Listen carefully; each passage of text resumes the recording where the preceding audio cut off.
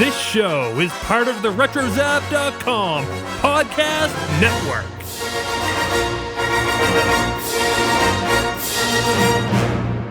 This is what you can look forward to on episode 108 of Skywalking Through Neverland. What was your high point of this Star Wars half marathon weekend, which happened to take place over my birthday? Yeah. Mr. Potter. Once again, Russell sees things that we don't see. Watch out for this Autobot. He's stronger than he looks. Some guys were running around the corner looking at them, and the guy was like, "Oh, Sabine." It was really funny. Ladies and gentlemen, boys and girls. Hello, Skywalkers. Listen. Off to Neverland.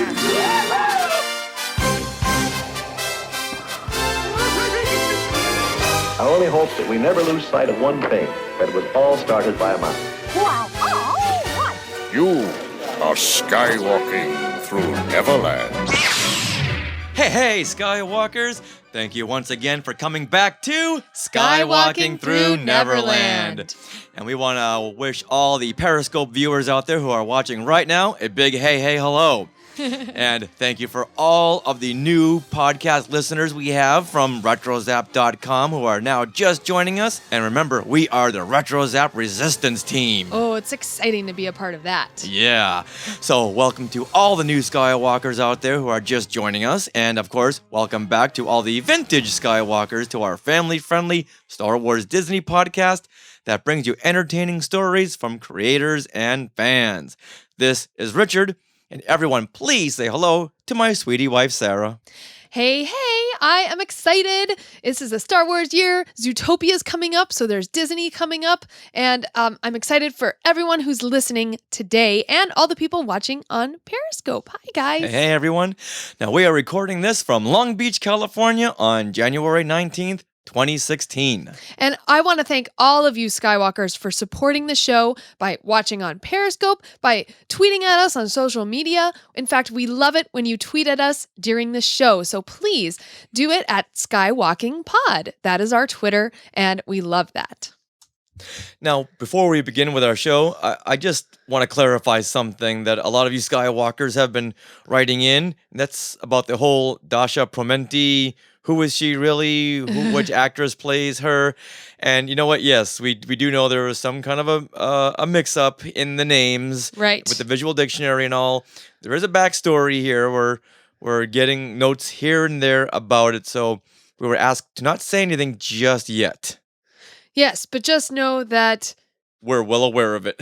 We're aware of it. And we know that we interviewed a Jakku villager, but a different one than the one that was in the Force Awakens visual dictionary. Now, speaking of the Force Awakens visual dictionary, let's go ahead and give one away. We have one right here in our hands from DK Publishing. Thank you so much to DK. Now, in order to get one of these, what you have to do is go to iTunes or Stitcher and write us a review. Not just click on the button, but write an actual review. And you can let us know that you've written that review by going to our social media on Twitter and on Facebook and making sure you find the Rafflecopter giveaway link where you can write in your name of how you wrote that review. All right, so first they write the review on iTunes or Stitcher. Then they have to go to Twitter. Yeah, either Twitter or Facebook, and I'll be tweeting and Facebooking the link to where the Rafflecopter giveaway tab is. Okay, I gotcha. So yeah, make sure you sign into that giveaway on Rafflecopter, and that way we know that you are signed in to win one of those Force Awakens visual dictionaries. Yeah, so once again, coming to you from DK Publishing. Our good friends right over there. Yeah. All right. So right now we're going to say goodbye to our Periscope watchers. Thank you guys for watching us. And we're going to continue recording the rest of the show and look for us next week on Periscope. Yay. All right. Bye-bye, guys. Bye. Hope you enjoyed it. All right. Now, coming up on today's show, we will recap the Star Wars Half Marathon that just happened last weekend, January 15th through the 17th, at Disneyland here in Anaheim. Yeah, joining us will be author Russ Flores of Seen Unseen Disneyland and Skywalker and Team Hoojib co-captain Amanda Bond. Yeah, great recap because we were actually there. So we have first-hand experience, just like at the Force Awakens events. Yeah. All right, but only the Force Awakens events didn't take a toll on us. Well, yeah, they did because it was so cold. See the suffering we do for you Skywalkers? But hey, we are glad to do it. Now, we also talk with Katie Elhoffer. Yes, now she is a designer whose Force Awakens-inspired clothing line has been blowing up all over the internet. So it was really fun to chat with her and just see what she's doing with this fandom. It's amazing. They are really well done. Yeah. Really, really well done. And she's got a lot of energy, this Katie. Uh-huh. So it's a really fun discussion that we had with her and talking about all her Force Awakens-inspired clothing and dresses and maybe some men's fashions in there too. Now, we also have the shout-outs and the Skywalker of the Week. And now, here are the things we want to share. Things we want to share. Things we want to share. Things we want to share. So thank you to all the Skywalkers out there who came out for my birthday party, my 40th birthday party. Yeah, it was a great time. About, 35 to 40 showed up? At least, I would say. Yeah, it was awesome. Yeah, we had it over there at Trader Sam's at Disneyland. Well, outside of Disneyland, out on in downtown the Disneyland Hotel area, actually. Yeah, so we have all of our meetups. Yeah, it's fun. It's a great place. It's a great area. And a lot of you came, and some of you came with gifts, and I want to thank you for those gifts. Yeah. It really meant a lot to me, and just showing up really meant a lot to me, too. So thank you very much. And a special shout out to our friend Russ Flores, who his birthday gift, well, he had a Rebels lunch kit full of Star Wars goodies and a hotel room. Yeah, so he let us stay in his hotel room to get ready for the Star Wars Half Marathon. So Russ, thank you very much for that. It saved us hours of time. Yeah. Thank you so much. Yeah, so we had raffles and people won a whole bunch of stuff. We gave away lots of things. Yeah, donated to us. Some of them were posters donated to us by Randy Martinez of classic Marvel Star Wars comics fame. And little did I know that you can't bring posters in Disneyland. Apparently not, yeah. Anthony Fox of Mousepire podcast, he won some posters. And he and his girlfriend. Yeah, Rebecca. And he said, we need to keep them here with you because they don't allow posters past security. Yeah, so odd. Yeah, and he didn't really understand why, and I guess they never really gave him a good explanation. So we have no more information on that. But if you're planning on bringing posters to Disneyland, forget it. Not going to happen. And finally, we got to have that birthday cake. This is the one that we won at Duff's Cake Mix. Yeah. A few weeks ago, but we had it frozen, so it was nice and fresh. But, I've been eyeing this in the freezer for a couple of weeks now. It's been torturous, and we finally got to have it. Oh, that was awesome. And yeah, once again, we gave away lots of gifts. And Eliza Peralta, the keeper of secrets, she was the raffle caller. The raffle caller, right. And she made good use of her time right in the spotlight.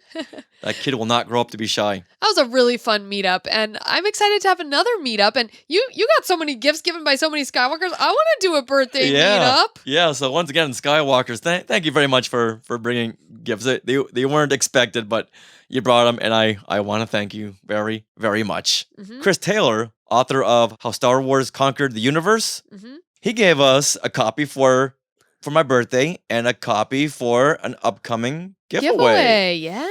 So signed copies. Yeah, some more giveaways coming to you. Yeah, it was super exciting to see him. We had met him in the Star Wars Rebels Season 2 red carpet line. Yeah. We were right next to him. And he gave me this book, and I said, "Oh, thank you very much."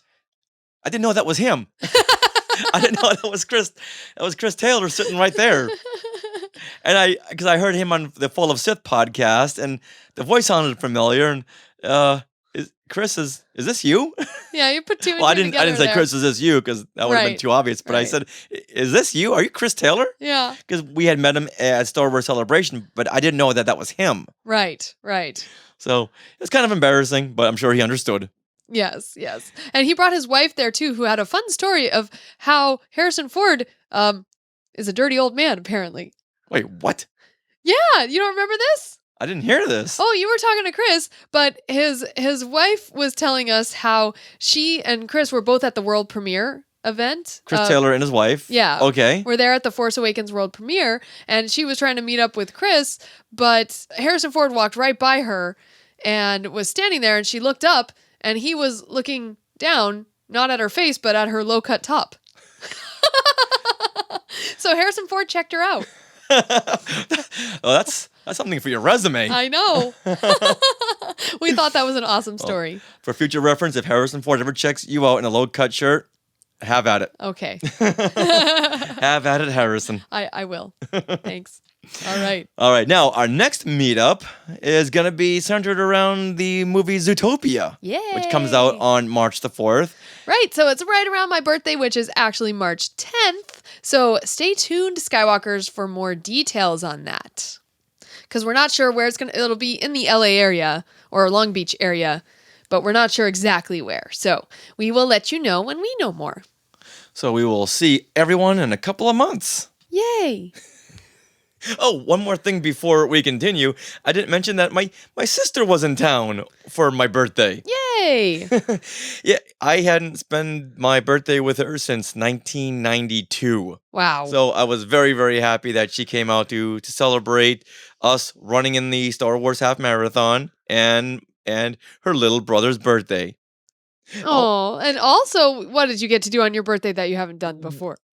For the first time since 1984, I got to see a Star Wars movie in the theater. Wow. On my birthday. On your birthday. On my birthday. The last time was Return of the Jedi in 1983 when it had been released and it done so well. It went on to 1984 and it was still around on January 16th, 1984.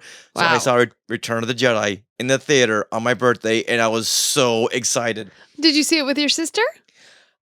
I don't remember. Okay. You know what? It must have been a birthday party, so I'm sure she was there. Yes. So it was a very nostalgic day for me, getting to see the movie with my sister and then getting to celebrate with my sister and my sweetie wife, Sarah. Oh. And it was a pretty fun, packed theater. It was a good time. Now, Sarah, let's get to things you want to share. Okay, well, we had some family in town, and your sister and our nephew was in town, and we went to Universal Studios on Friday, right before the half marathon weekend. Now, Universal Studios, we wanted to kind of give a little shout out. It's the calm before the storm there. So, Wizarding World of Harry Potter is coming April 4th? April 7th. Thank you. April 7th. Right before we leave for our Dark Side Challenge in Florida. Exactly. Good timing. So what they're doing, and we talked to some security who knew a lot more of what's happening. The entrance to Universal Studios is being reworked to accommodate large crowds. They're actually installing electronic ticket booths. And now this blew me away. Even the freeway entrances on the 101 are being widened. Like the exits right there are being widened to accommodate all the traffic that they're expecting. And we were like, wait, you're expecting lots of traffic? Well, apparently Universal Studios in Florida, when Diagon Alley opened and even the first Harry Potter opened, the traffic was backed up on that freeway around there for like 6 to 8 miles. Wow. Yeah. So it was just massive. So they are trying to accommodate that for LA because, of course, LA, the traffic already sucks. Yeah. And this Wizarding World of Harry Potter looks fantastic. Just on the outside, looking over the fence, you can see all the snow-capped villages and stores and Hogwarts. It all looks complete. Yeah. Like completely completed. You can hear them, you can hear the music. The Harry Potter music is pumping over the walls. They're getting you in the mood. Yeah, and in the afternoon we were walking by the entrance and the train engine, which is sitting right there, you can only see the top of it, but you could see the smokestack. So they were testing that out. Yeah, and I'm sure we're gonna be there at the press opening. I hope so. I hope so. Not I'm sure so when, but excited. I'm sure we'll find our way in there because this just looks amazing, and once again very immersive, just like it is in Orlando. Yes. Oh, I wanted to jump that stone wall Yeah. and go in there. Yeah, I'm surprised you didn't.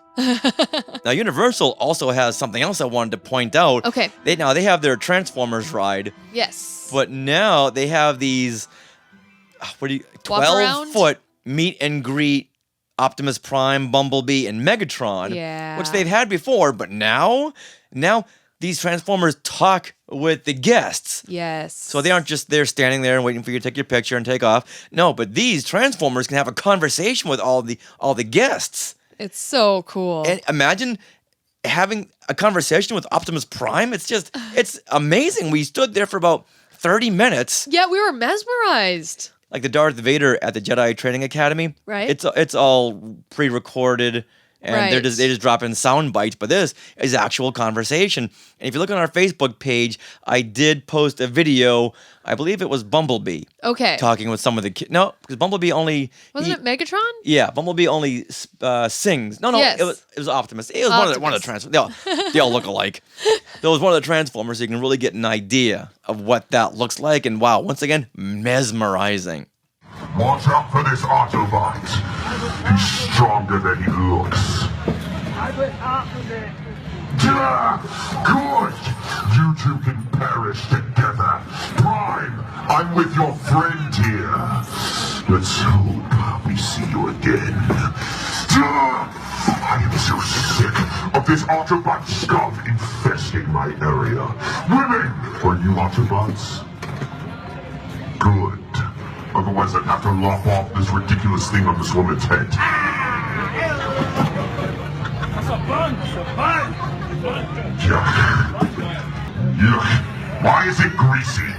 So fantastic! If you haven't been to Universal Studios Hollywood, make your way over there because they're doing a lot. Mm-hmm. Yeah, they're Minions They're are giving there. they're giving Disney a run for their money. They will. Right now. Right. And it's funny when you go down the hill from Universal, there's all these Star Wars Disney billboards.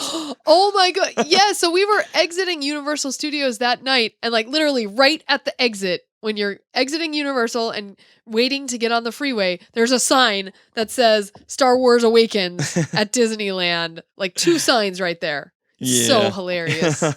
We laughed. Yeah, it's a battle of the giants. Yeah.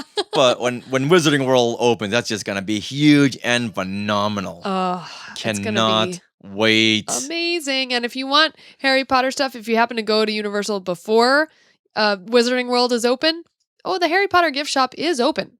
Oh, yeah, it is. You can buy your wands. You can get your robes. You can get a snitch, a Hufflepuff, a Hufflepuff. I You mean a don't- t-shirt? a t-shirt. Yeah. Yes. No, Get no, your I'm sorry, a t-shirts. quaffle. Yeah, yes. I said Hufflepuff. I meant a quaffle and a broom. and a Nimbus. Yep. Nimbus 2000. Yeah. Great place, and once again, we cannot. We're just chomping at that just made us more hungry for Harry Potter. Oh, so exciting. Our other fandom there. Now, unfortunately, things weren't all good in the world of Harry Potter last week. Yeah, so Alan Rickman, who of course is best known for playing Professor Snape in the 8 Harry Potter films, he passed away on January 14th at the age of 69. Who saw this coming? I did not. I guess he had cancer. And Yeah. I mean, Wow. There's yeah. no reports of him being sick, or just when I saw that in the morning, Yeah. someone had tweeted out "R.I.P. Alan Rickman." Yeah. Wait a minute. How could that be? I know. My goodness. Love Actually. Oh, Yeah. that was sad. How do you put that in words? Because you just did not expect that. No. Now, some of his other memorable films were Die Hard, of course, Mhm. Galaxy Quest, Sense and Sensibility, Robin Hood, Prince of Thieves, and our favorite holiday movie. Love Actually. It'll be so Aw. sad watching that this year. I know. Now, on March 11th, we're going to see him in the new film, Eye in the Sky. Oh. Then on May 27th, we're going to hear him reprise his role as the Blue Caterpillar in Alice Through the Looking Glass. Yeah, I love his voice. Yeah, very, very sad. Now, Emma Thompson, who appeared in both Love Actually and the Harry Potter films, she says this about her friend. Alan was my friend, and so this is hard to write because I have just kissed him goodbye. He was the finest of actors and directors. I couldn't wait to see what he was going to do with his face next. I consider myself hugely privileged to have worked with him so many times and to have been directed by him. He was the ultimate ally in life, art, and politics. I trusted him absolutely. He was, above all things, a rare and unique human being, and we shall not see his like again. Oh, I'm getting sad all reading that. Oh. Other Harry Potter stars also came out to wish their friend goodbye. Emma Watson, who played Hermione Granger, she posted this. I'm very sad to hear about Alan today. I feel so lucky to have worked and spent time with such a special man and actor. I'll really miss our conversations. R.I.P. Alan, we love you. Oh. Harry Potter himself, Daniel Radcliffe, also echoed this sentiment, a portion of which read, Alan was extremely kind, generous, self-deprecating, and funny. He is also one of the loyalest and most supportive people I've ever met in the film industry. I will carry the lessons he taught me for the rest of my life and career. Oh. Wow. I know. He made quite an impression. And yeah. Well, the best people do. Yeah. Here's a montage of some of Alan Rickman's best roles. Mr. Potter, our new celebrity. Mr. Mystery Guest. Are you still there? Yeah, I'm still here. But you have me at a loss. You know my name, but who are you? If you fail, I will personally remove your lying tongue. For whatsoever from one place doth fall is with the tide unto another broad. By Grabthar's hammer, by the sons of Warvan, I shall avenge you. Next. Almost finished. Almost finished? What else can there be? You're going to dip it in yogurt? Cover it with chocolate buttons? Who knows? We're going to pop it in the Christmas box. But I don't want a Christmas box. But you said you wanted it gift wrapped. I did. This is the final flourish. Can I just pay? All we need now... Oh, God. Is a sprig of holly. No bloody holly.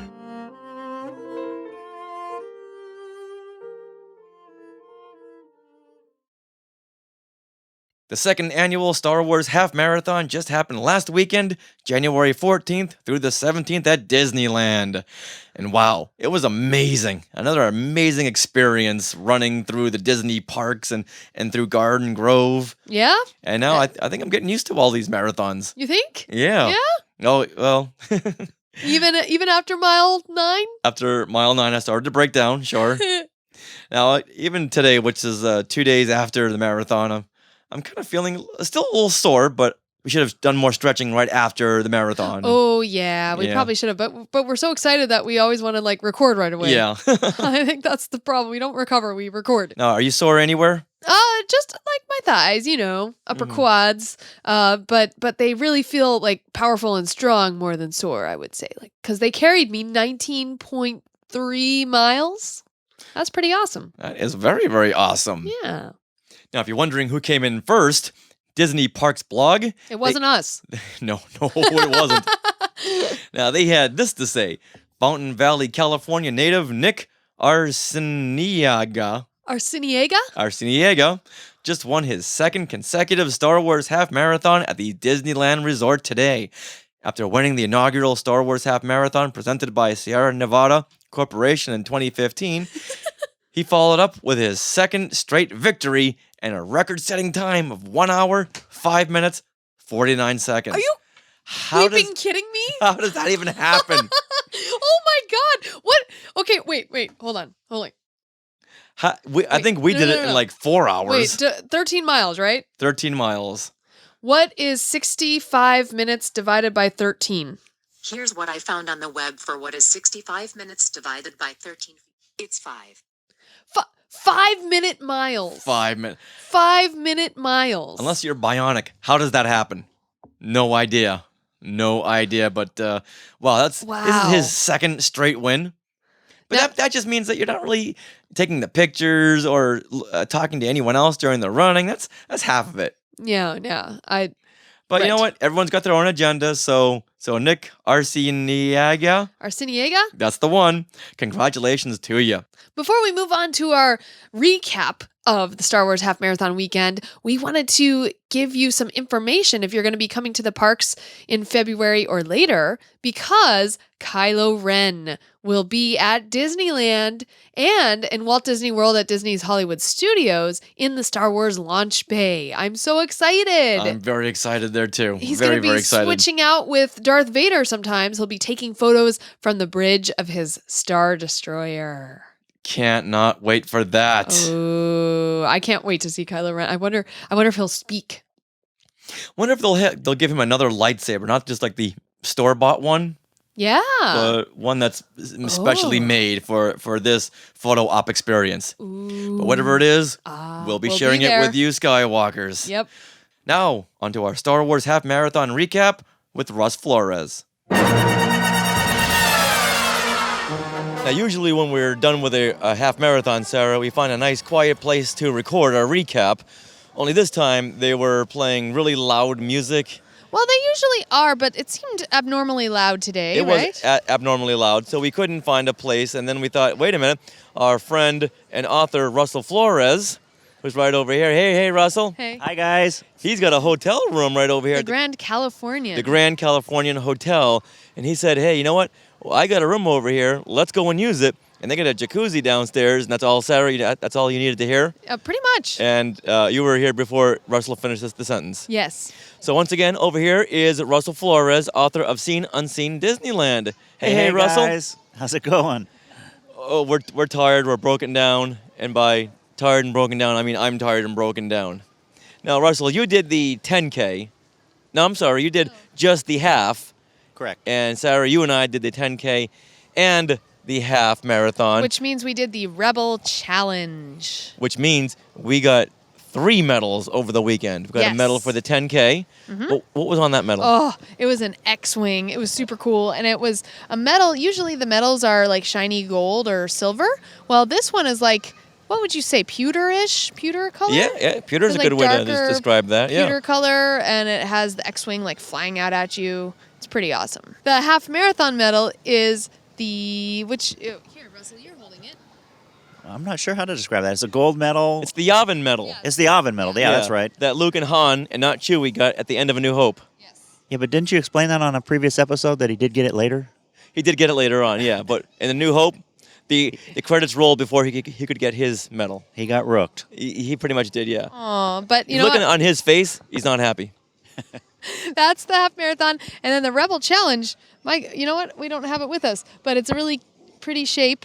Yeah. And it's got a spinner in it. So got a spinny. A spinny little thing, which makes it fun. Like the Tinkerbell medal has like Tinkerbell spinning within her wings. But the Rebel Challenge medal has a spinner that has the Rebel symbol on one side in red, and on the other side it has R2. So now we have more medals to complete our collection. Yes. So we did not no one here did the 5K or the children's race. Right. Not a bit. They wouldn't let me in. No. I know. All right, so Russell, what was your impression of this half marathon weekend? I really enjoyed it. I got here Friday and went out and watched the 10K yesterday and got lots of pictures and everything. You were our cheer squad, so we thank you for that. That's right. I saw you guys. I cheered. And then today, I obviously ran the race. They actually changed it up a little bit from last year. Last year, we only did like about 2 miles inside the park, and this year we did about 4. And we went to several areas I've never been to before. So that kind of slowed me down a little bit, standing around looking at stuff. Right. So I really enjoyed it. I had a really good time. Yeah, well, this marathon is not about your time. It's all about the fun. Oh, yeah. Well, it was awesome to have those 4 miles within the parks because for the Avengers half marathon, you're like 2 miles within the parks and then they boot you out. Like you're out on the streets pretty quick because you have to get all the way to the Angels Stadium.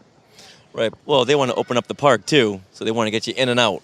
Right. But I really enjoyed that we were 4 miles in. That was pretty nice. So now, Sarah, what was your high point of this Star Wars half marathon weekend, which happened to take place over my birthday? Yeah, I mean, I would have to say it was your birthday Skywalking Through Neverland meetup. Well, my favorite part was when Richard asked Eliza Peralta, who is the voice of Chopper. Yeah. No, I'm just teasing. That kid will not crack. No, she's a tough cookie. Yeah. Yeah, she was fun. But probably the best part was, like being in the crowds and talking to people and being out on the course and everyone cheering each other on and all of that stuff. Followed very closely by obviously seeing all those parts of the park that I've never got to see. It was all backstage stuff. But that was just, and what's really funny is when you're running and then all of a sudden you pop back out on stage and you're like, oh, that's where we were. You don't quite know where you were backstage. Right. Now, Yeah, there's that one tunnel that goes behind Frontierland and like pops you out into that that area that's between Big Thunder Ranch Barbecue and Fantasyland.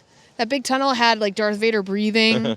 That was new. Yeah, that was fun. I really enjoyed that. That was awesome. I actually posted, I think that was the one picture backstage I posted was that. Russell, didn't they tell you not to post those pictures? Actually, they didn't this time. All right, you're in the clear. Yeah, I took a whole video walking through, so I'll post that. Am I only one who's not a rule breaker around here? Yeah. Now, for the Avengers, Sarah, we had run backstage where Star Wars Land is going in. Did we pass by that area? No, we did not. Okay. We did not go back. In fact, a lot of times in backstage area, they have like floats and things set up for you to take pictures with, and they didn't do that this year. That's right. They didn't. Yeah, they did. In fact, it's funny that, Russell, you say that you were struck by the backstage stuff because I really wasn't. I was like, I didn't really, because usually you run by the train station, and you're like, oh, look at the trains. That's where they keep them. Right. Or the corral, and you can see the horses. So yeah, this time we didn't get much of that. Not that struck me anyway, but then once again, Russell sees things that we don't see. Well, yeah, like one of the things, we ran the Eastern Perimeter Road. And normally you run the Western Perimeter Road with all the trash compactors and the warehouses and stuff. This time we did the East Perimeter Road and came out down near Harbor, where Harbor House used to be. And so it was kind of neat seeing that we're on the outside of the berm from Tomorrowland and going around that side. I've never been back there. I've seen videos of it, but it's the first time I've actually been back there. And then the other one was that you were just mentioning there and behind Fantasyland, going through the tunnel and all that. I've never been through there, where we entered over by It's a Small World and then came out on Big Thunder Trail. Now, you say they didn't have the floats set up like they normally do, but what they did have set up instead were dioramas. Yes. So they had instead of doing a photo op with the characters with just a nondescript background, this time, like at Celebration conventions, the Star Wars fan clubs will build a piece of the set to take pictures. This time, Disney had commissioned, I'm not sure who, I'm not sure if it was fan clubs or whoever, but not sure. they had set pieces to take pictures. Right in the final, like the race start and finish area, they had Hoth, the Wampa. The Wampa lair. Wampa's lair. So what you do is you take there's a Wampa hanging upside down with the lightsaber, and then you get a picture of yourself reaching for the lightsaber, but then you flip the picture, so then you're upside down, reaching for the lightsaber, and the Wampa is right side up. Yeah, it's pretty awesome. So that was really fun.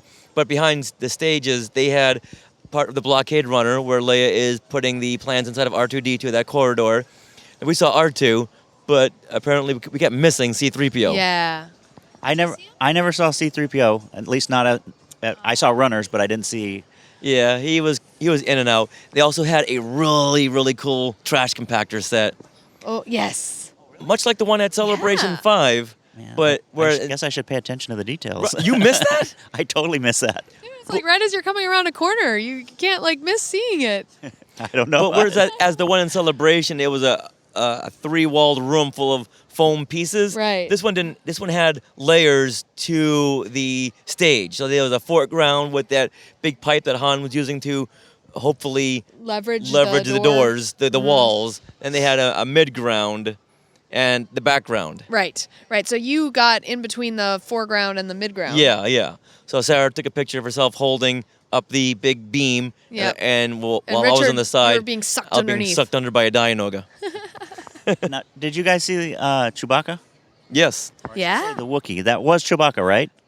Or was it just a Wookiee? It was either Chewbacca or it was Lumpy. Okay, because the thing that struck me was the hair Chewbacca. around his eyes was black. That's to meld in with the makeup around the performer's eyes, so it's seamless. Okay. So you don't really notice that. Okay. Ooh. And Chewie had a fun set piece where it was the Rebel base from The Force Awakens. Right. Ooh, and then Sabine and Ezra. Sabine and Ezra, They yeah. had an awesome wing of a TIE fighter. Russell behind looks them. surprised. Russell, did you not see them either? I did not see them either, and I love Sabine. I would have stopped for that picture. I don't normally Yeah, stop Sabine for was pretty pictures. hot. I would have stopped for that. Yeah, it was really funny. Richard and I took a picture, and then we started running again, and some guys were running around the corner looking at them, and the guy was like, "Oh, Sabine." It was really funny. But their background was a TIE fighter wing. With her symbol on it, her the Firebird. Firebird symbol. Yeah. Huh. I guess I should pay attention to this stuff. Yeah. Yes, Now, you know as what far- Russell does? He pays attention to the too little details. The big stuff just blows I guess right that was by. something else that you had unseen. Now, Sarah, was that the first time we had seen Sabine and Ezra? No, I had seen them last half marathon. Oh, they that's were on right. a different set piece though. This one was way cooler. Yeah. Yeah, last half marathon they were up on a ledge, and so you couldn't stand next to them. It was kind so of you got to silly. get a shot of their feet. Yeah, it was weird. It was like, what's going on here? Yeah, that was very cool. And the one I really wanted to take a picture of was the speeder bikes. Yeah. This wasn't like the speeder bike like you see at Walt Disney World where it's the full-size prop and you sit on it. This one here, the photographer takes a picture of you and they're in front of you, so the background is all blurred, like you're going really fast, and there's two speeder bikes. Yeah. So Sarah and I got a great shot of us on the speeder bikes. Together. Okay, I did see those. Good. Yeah. So now, along with those highlights, I really love when people run by. Skywalking through Neverland, yay! Love your show. That was fun, and we pinned buttons on ourselves just for that purpose, in case. Yeah, give away a lot of buttons, but unfortunately, we didn't get a lot of names. Sometimes we'll get the names of people running by, and so if you were one of the ones who kept yelling "Skywalking through Neverland" and we don't mention you right now, we apologize. All right, Russ, what was something that you had prepared for this race that paid off? Well, that's kind of hard to say because about 6 weeks ago I pulled a hamstring, so I actually haven't run in the last 6 weeks. So the big thing I've been doing is like sit-ups and push-ups and stretching and stuff like that. And I think that actually paid off because as, since you haven't run in a while and then you try and run a longer distance like this, muscles start to cramp up. So it paid off that I had stretched and, could continue to stretch while I was running. I'd practiced all that. So it helped me to keep going as opposed to, just getting all cramped up and having to stop. Now, but you have run how many half marathons? Do you know? I believe this is number 6. Number 6. All right, so you're pretty trained up. Because I mean, knowing from experience, I think this was my number 9 or something like that. Number 9, wow. Yeah.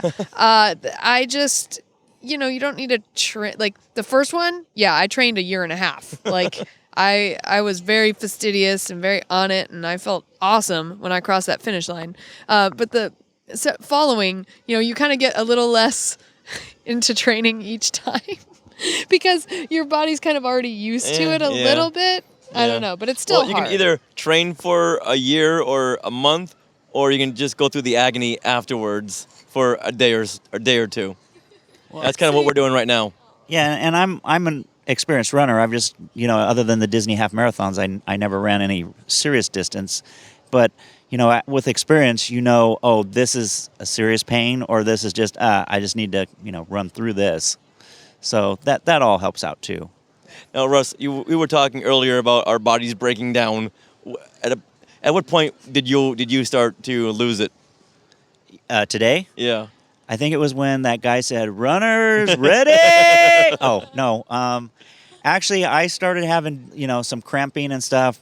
About mile 8 or 9, it was just really minor then. But then about 11 on, I was having to really pay attention, stop and stretch, and that all paid off because I was able to get it done. Not my best time ever, not my prettiest run, but I finished and I'm happy with the time, all things considered. Nice. So how about yourself? Did you at all break down, or are you fully trained? Are you better than us? I was good. Is this bad to say? I was fine. No. It was a trained gazelle. I was fine, but afterward, when we were standing around talking a little bit, my feet started to hurt. So I was like, okay, need jacuzzi now. So when I want something now, oh yeah, I get focused. We were going to record in the jacuzzi, but it was getting too loud over there. So I told Sarah, let's go over to the side and record, and then come back. And she's like, nope, Nope. Won't have Jacuzzi it. now. It's torture looking at this jacuzzi and not being well, in after it. getting in the jacuzzi, I now see your point. Understand, Yes. Now, for me, like every marathon, I started to break down around mile 9. Well, I think you made it to 9.5. Yeah. Last year for the Star Wars marathon, it was on that corner where mile 9 is, and Dave Parfit, who was with us, said, "All right, guys, I'm out of here." So I didn't want to get left behind. So I did whatever I could to pull myself through. Now this year, it was the same time frame, maybe 9.5, that my back started to really hurt and my knees started to give out, and you had to pull me every inch of the way. Well, the last 2 miles were kind of like really slower than the rest. But That's you were my doing fault. pretty good until then. You were doing very well. Okay. Yeah. Well, it was all that training in Wisconsin in the snow and cold that did it. We did. We got out there. We were able to do at least a 7-mile run before we stopped training. So, we had a little bit of a long distance in us. Very true. Now, speaking of cosplaying, because we did see a lot of cosplaying with the groups who stood and cheered us on, as well as the runners. So now let's talk about who the best cosplayers were. Oh, I was Rey with a lightsaber. You were? Oh, yeah, we didn't mention that you had made an awesome Rey costume. So you were Rey. Not that I was the best costume, but it was Yes, fun. you were. It was fun to be Rey. And what was really cool, okay, this is what struck me this morning when we were waiting in the corrals to race. I had done my Rey buns. I had my 3 buns. And so we were waiting in the corral to start, and I look up, and in front of me are no less than 6 women with Rey buns. Like I could all count in my field of vision just on the right side. I didn't even look to the left side, but they were all Didn't like you get right a picture there. of that? I did get a picture. Yes. So when it comes to memorable cosplayers, it's not really the costume, it's the hairstyles. Yeah, totally. And people had really...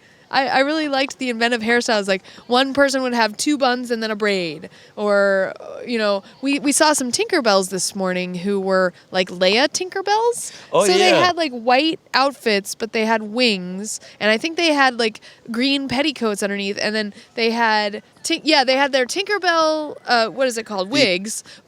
And they had the bun on top. And then they had 2 buns on the sides. So they had 3 buns. It was super cute. So did you, any cosplays stick out with you?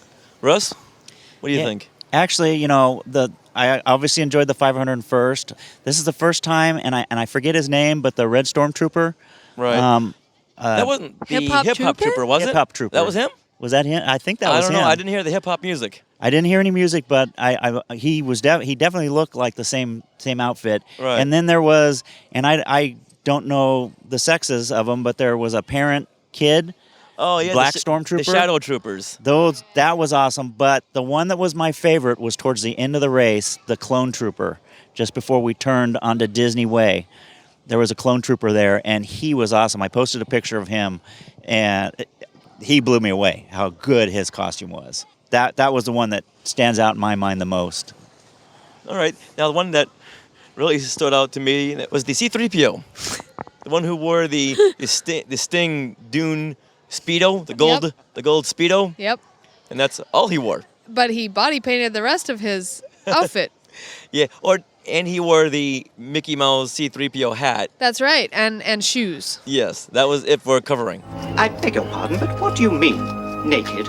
But he also had the red arm. Yeah, he did. So it was all body paint. I thought that was cute. I saw a couple women also doing the C-3PO thing with the gold skirt and one red sleeve. Yeah, running sleeve and one gold running sleeve. That was cute. Yeah, 3PO was very popular for this race. Yeah, there were some mature Stormtroopers and mature C-3POs out there on the course, yes. That was the 13 and over 3POs, or maybe 18 and over They better have been 18 if the costumes I saw them wearing. Okay. Yeah, Spencer's had those. Remember those R2 and 3PO bustiers? I saw several of those on the race. Yeah. I'm surprised Disney would let them in because of so many restrictions this year for costumes. Yeah, but a lot of them had those covering, like corsets over... Or something else? Those shirts. Now, this year, they put a kibosh on a lot of stuff. Yeah. Like our BB-8 costumes we had made last year, we wouldn't have been able to wear them this year because they said what? Oh, you couldn't have objects that were, sticking out of the body, like attached, like TIE fighter wings or something. You couldn't have stuff or our like BB-8 wheels. Right. Our BB-8 wheels would have been totally nixed. No blasters. Yeah, no blasters. You could have plastic lightsabers, though. That was fine. Two that I saw that I was actually kind of surprised didn't get snagged is there were two different people, one yesterday and one today, that was Helmet from Spaceballs. Oh, Dark Helmet? Yeah, I saw two of those. And then there was a guy who was a TIE fighter, but the wings were attached to his head, and they were probably 6 inches to a foot in size. So they weren't really big, but they were... They seem like they probably didn't meet the exact specifications. They probably met the spirit, though. So, but both of those were out on the course, and I was actually a little surprised they allowed that.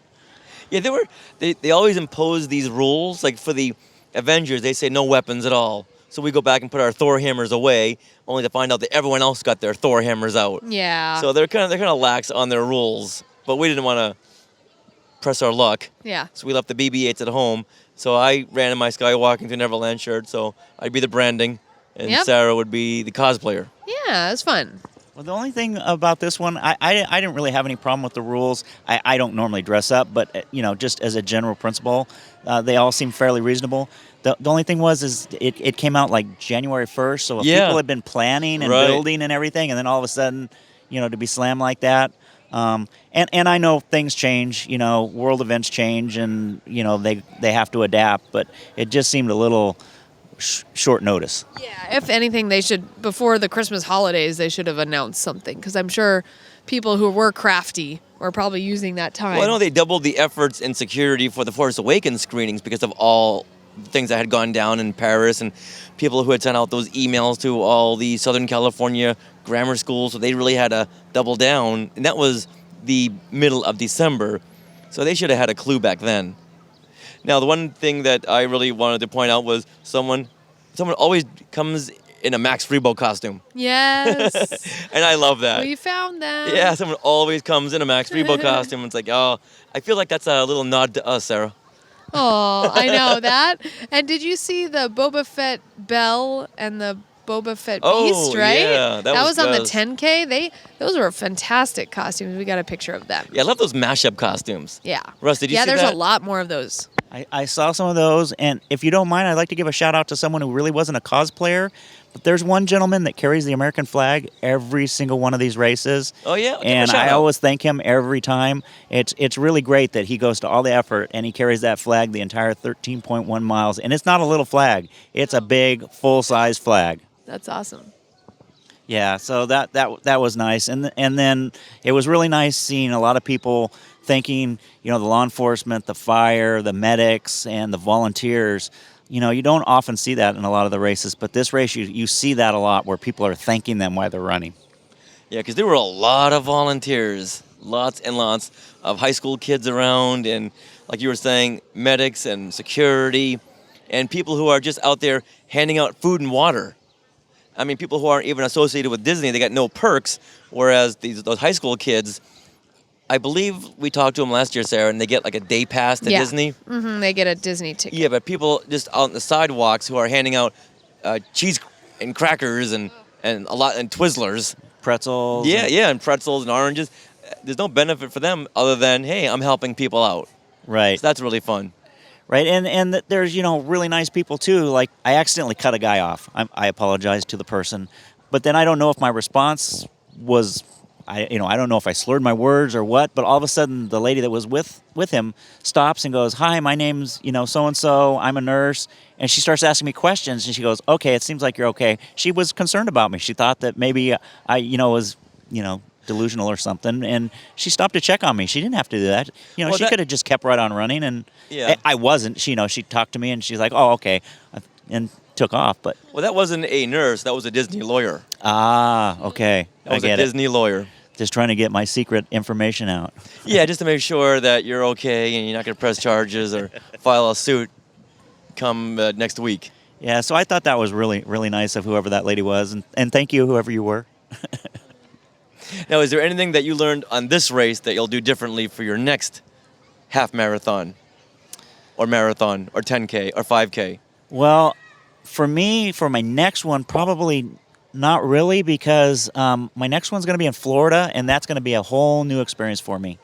So I the environment's different, the temperature's different, the weather's different. So, I've been talking to people and stuff. But as far as like running here again, like for Avengers next November, it just kind of reaffirms some of the things I do. Like one of the things, instead of wearing a sweat jacket and then having it tied around my waist, is I tend to wear, I go to one of the local sporting goods stores and buy one of those solar blankets for $1. Yeah. And then I just wear that, in the morning. And then as soon as the race starts, you just hand it to one of the custodial people and take off. And you don't have anything to worry about there. So stuff like that, I've done that the last couple races, and I'm really comfortable with stuff that I've learned. Sarah, how about you? What did you learn this race that you'll apply to your next race? Like the Dark Side Challenge? Well, we just need to train more so that we can get a faster running pace, so that in between the walking we can run a little faster. Is that your way of saying that I was holding you back? No. I kept grabbing your hand. Stop taking my hand. You were Ray. I had to grab your hand. I know. It was cute. No, I just don't want you to be in pain, so. Yeah, well, I can say this now, but back then I was in some serious pain. I know. I was hobbling along as fast as I could go, and that wasn't very fast. I think I got lapped by an old lady with a walker. That was pretty slow. So if you don't want him in pain, you probably don't want me to bring a cattle prod? Yeah, no, don't do that. Okay, I won't do that. That'd be kind of funny, though. Yeah, I think what I've learned, which I keep saying time and time again, is that I'm going to train more. Yeah. That way that won't happen, and I'll be slowing down. But I think we were a little better than the Avengers. Don't you think so? Yeah. You felt a little Well, I don't know. better? You had the time down there. I didn't. Before mile 11, we were doing better. Yeah, it's January. I know January is a slow month, but for us, January is a hopping month, so we didn't really have time to train. Let's blame it on that. Sounds good. All right, now before we wrap things up, Russ, is there anything that was unique to this half marathon weekend that will keep you coming back year in and year out? So I don't know necessarily unique, but as far as their races go here for Disney, they, people complain about the price, and people are free to complain about the price, but I feel I'm getting what I pay for. I mean, they go the extra mile. They put all those pluses that we've been talking about, like the scenes and the characters and the bands, and there weren't any mariachi bands this time, but mariachi bands and all those things that you see here that just keep it fun, keep your mind busy, and I just love it. I'll keep coming back as long as they keep putting the effort out. And plus, they load you down with running shirts. Yeah. You got 3 running shirts and those big heavy medals. Yeah, it's all about the bling. Yeah, very much so. So, Sarah, did you think that this marathon was unique? Well, I think what I way? like about this, because it's the second Star Wars half, they obviously learned something from last year, and they had a bit more like picture spots, because last year I think they only had 4, and this time they had the dioramas. So Right. I think as each year goes by, it'll slowly get a little better, because they'll be adding things. New movies will come out. There'll be new stuff every year to be excited about. Very, very true. Very true. Yeah, I think I was going to say the same thing, that they had more of the dioramas out, and that made things a little bit more special in the back areas, instead of having them just standing up against a plywood board, which they didn't really. They just had a thing that said Disneyland. But this time it was really, really nice, and they went above and beyond. So that tells me that every year they're going to up themselves, because they will have more things out come next year. They'll have more things around The Force Awakens, more costumes around maybe Rogue One, and some more around Rebels, so it's more to offer us. Yep, definitely. So we will be back, Disney. We will be back. Yay. So, Russ, before we wrap things up, tell everyone how they can get a hold of you and buy your books. Well, they can go to sudbooks.com, sudbooks.com. They can find me on Facebook. I'm Seen Unseen Disneyland. I'm on Twitter, which is Seen Unseen D, and thanks to Sarah, I'm on Instagram, which is also Seen Unseen Disneyland. So there's multiple ways you can follow me, get a hold of me. And then, of course, my books are available on Amazon. One thing, the second book, More Seen Unseen Disneyland, the way they have it listed, you have to click down into the other vendors. That is me personally selling the book. It's not some used book or anything. That seems to be confusing a little bit. The original book does have its own add to cart button, though. So those are the best ways to get a hold of me. All right. Good deal. Good deal. Yay. All right, let's wrap things up from the Grand Californian Hotel. And by going to sleep. going to sleep, and you know what? I wouldn't mind getting back into that jacuzzi again. Yeah, I was kind of thinking about that. All right, jacuzzi time, Skywalkers. Woo! Oh, jacuzzi meetup. Everyone, you're invited. Let's go. Just tell them that you're with Russell Flores. When you get to the front desk, they'll let you right in. Not so much. All right, I tried, Skywalkers. I tried. All right. Out. I've always wanted to bring our podcasting equipment as we're jogging, but that would really weigh us down. Yeah. Till I realized, hey, we have our cell phones. Yep. That can record just fine. So as we were nearing the end of the half marathon, we whipped out our cell phones and narrated as we crossed the finish line. We just passed the 13-mile mark. Woo. Everyone say hello to Skywalking through Neverland! There's our cheer squad right over there. That's right. And the finish line is now in view. The finish line is now in view. Oh, and there's picture spot. Yes. Picture spot. So everyone can feel what we're feeling. I've never felt this horrible. I'm breaking down. Oh no. I'm not sure I can make it. We're gonna make it. Just leave me behind. We're gonna make it. Leave me behind. Woo, we're gonna make it. Woo, Ahsoka. Don't risk yourself on my account. Ahsoka made it through. All right. This is it. This is the last of it. Stretch. We're about to cross the finish line about, what, 100 less than 100 feet? 25 feet? All right, there's the cheer squad right over there. Woo! And there's the Disneyland announcer. Yay! All right, you're going to be with us as we're crossing over the Star Wars half marathon finish line. Anybody seeing their first half marathon finish line? Any first time finishers out there? Welcome, first time. We got it. We got stormtroopers. We did it. There's All right, we are now hand in hand. There's some first order stormtroopers. First order stormtroopers right over there. Sarah, we're gonna do it. Sarah, we're gonna do it. 5, 4, 3, 2, 1. We did it! These half marathons can be very difficult, and unfortunately, not everyone crosses the finish line before they are scooped up by the dreaded balloon ladies. Skywalker and Team Hujib co-captain Amanda Bond is here with us now to tell us about her experience being picked up and what she learned for next time. Hey, Amanda. Hey, Richard and Sarah. How are you guys? We are very sore.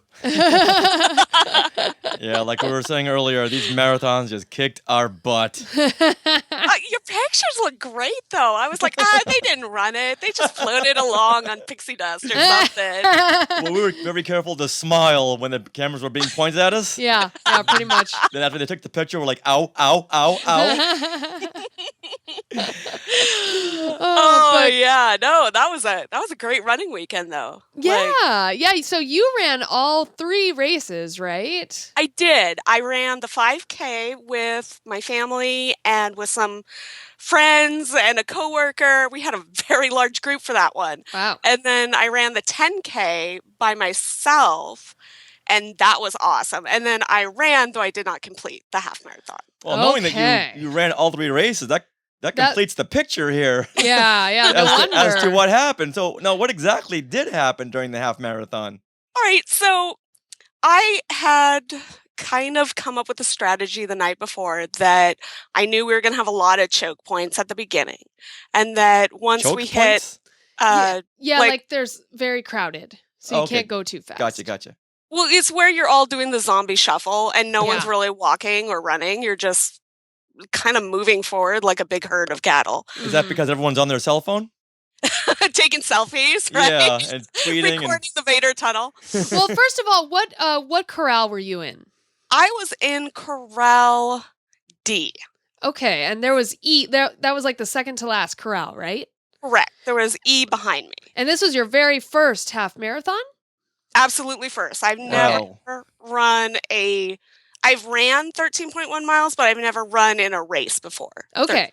Oh, well, you did well enough. All right, so now you were saying about the choke points. So I had a strategy in my mind, but miles 1 through 3, I was going to just go with the crowd. Whatever they ran, I ran. Whatever we were shuffling, I would shuffle. And then at mile 5, when it would open up on the roads, I hoped, I was going to then switch to my regular running pace. I'm not a very fast runner.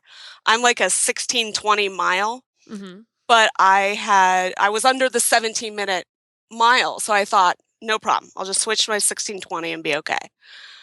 So I started out the race just like I thought, where mile 1 through 3 was a lot of walking and not fast walking. It's a lot of shuffling.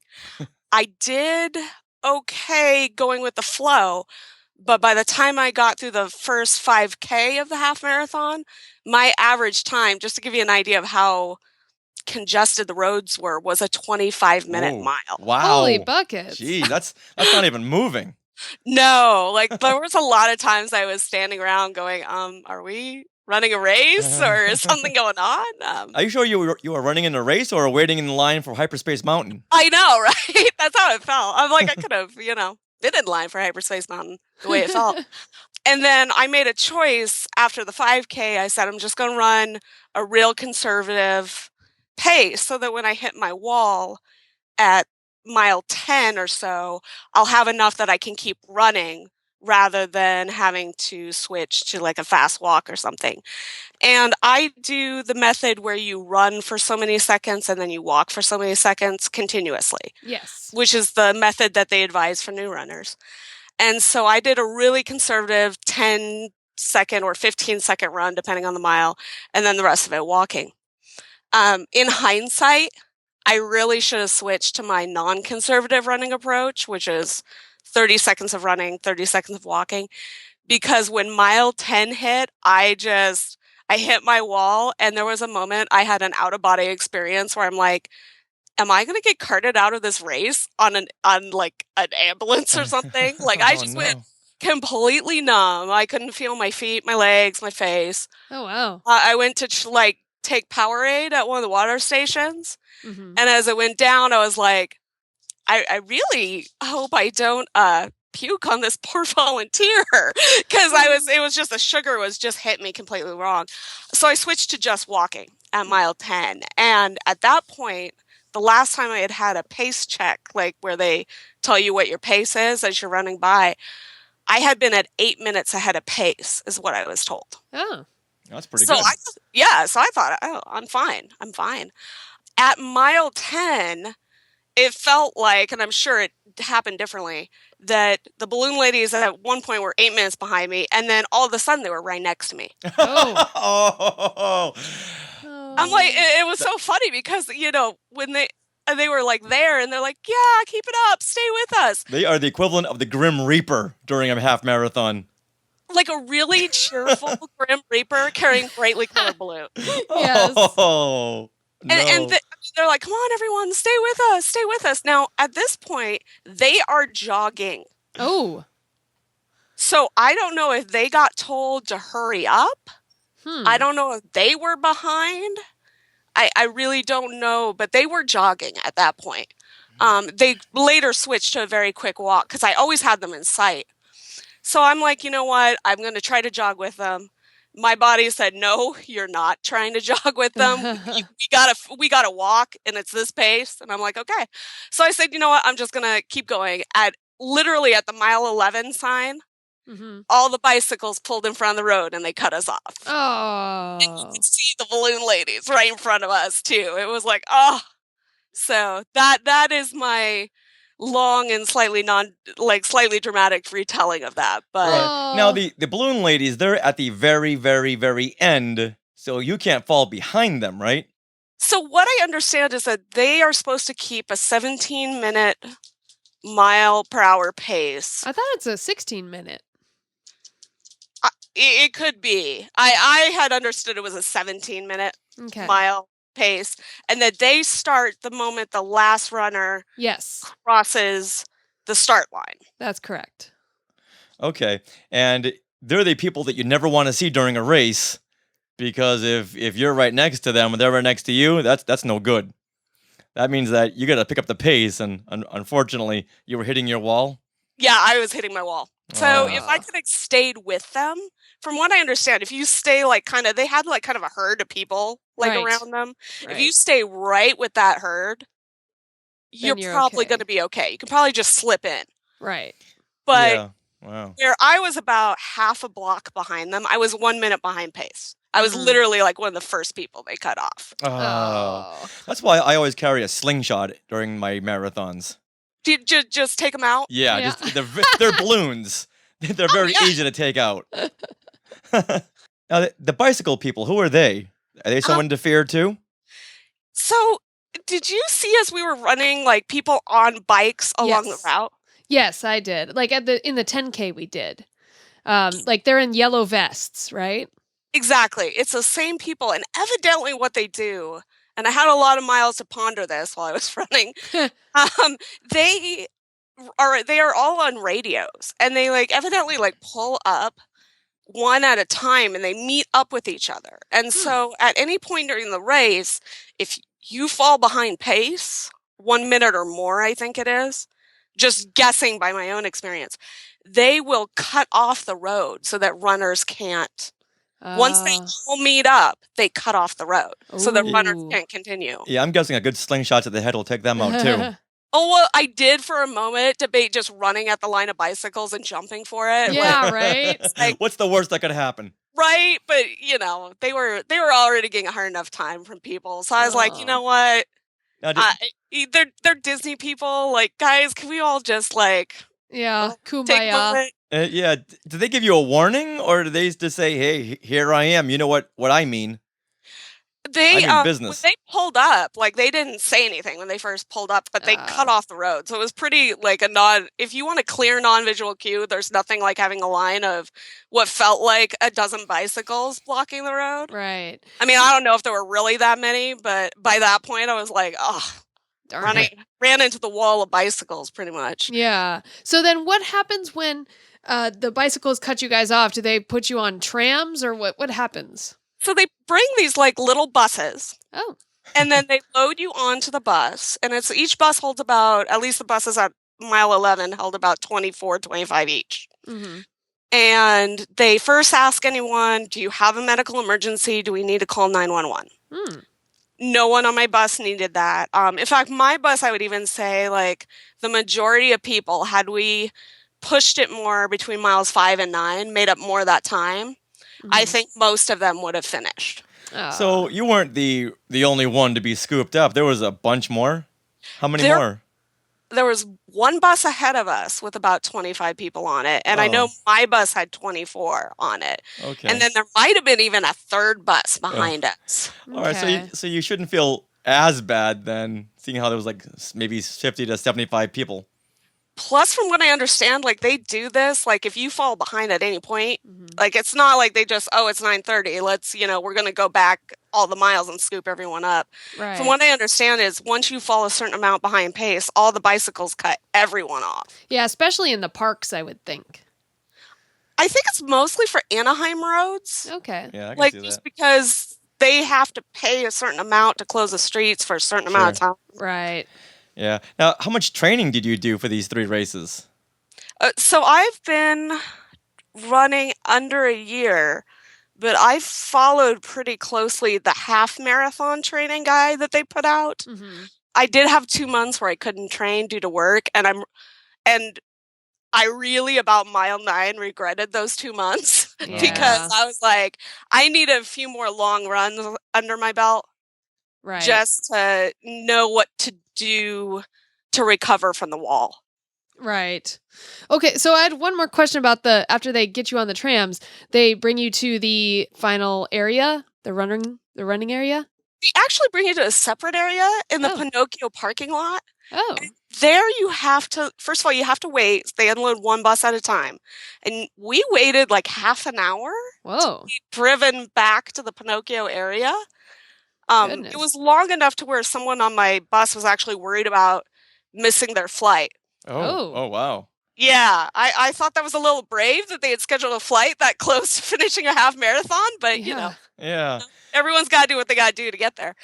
And so now you were planning on doing the Dark Side Challenge in April, right? Are you still going to do that? Yeah, I am still going to run the 10K and the half marathon in April. Okay, good. Then it didn't dampen your spirits to continue on. That's good. No, not at all. I mean, a lot of what I learned is that there's a certain strategy, especially if you're in that corral. I think corral D is where we really start getting a high number of walkers. Mm-hmm. And unfortunately, with those really narrow spaces through the parks, you put that many walkers together and no one's on their running pace, and you can't find your running pace even. Right. So it's one of those things of I'm going to pay less attention to what my mile pace is and a little more attention to what time is it on the clock. Mm-hmm. And I kind of have better ideas of what I personally need to deal with mile 10, because I'm fairly certain that mile 10 wall, even if I'd pushed it more beforehand, I would have needed about the same amount of time to recover. Because really when I saw the mile 11 sign, I was starting to feel good enough again. I was going to try to light jog again. Mm. So right before, of course, I got cut off by the wild. Like, right. Always how it goes. Always how it goes. But no, and I mean, so you get on the tram and they're all nice people on the tram, by the way. They're they're really encouraging, and they're passing out water, and they pass out bananas, and they pass out Powerade. And giving you a good pep talk. Yeah. And the woman on the bus who was a Disney employee, she was a runner. So she knew what it was like to not complete a race. So right. But you still got your medal? Yeah, so you go back to the Pinocchio lot. They make you walk across this like official thing that takes down your B tag? Yeah, the tag, and then they hand you your medal. Okay. And let me tell you something. I almost handed it back to them and go, nah, it's okay. I say what?